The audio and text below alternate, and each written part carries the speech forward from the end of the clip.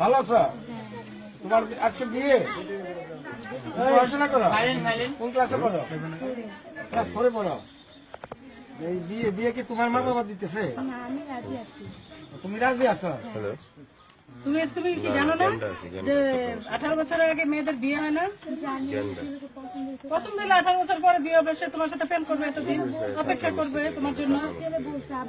লাইলি মজনু কত বছর ধরে প্রেম করছে, তুমিও করবা। সমস্যা কি? তোমার চেহারাটা দেখতে সুন্দর, সরকার তো নিষেধ করছে 18 বছর আগে আমাদের বিয়ে করতে না, তো সেই কারণে তো তোমার বিয়ে আজকে হবে না।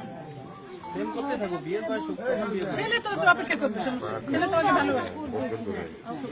হ্যাঁ, আমরা তো সেটা বলতেছি। আবার এখানে দিয়ে যাবে, এখানে থাকবে না। মানে বলতেছিল যে কাবিন করা হয়েছে যে আমাদের কোর্টে, মানে আমাদের কোর্টে বিয়ে হয় না, কোর্টে হয় এফিডেভিট।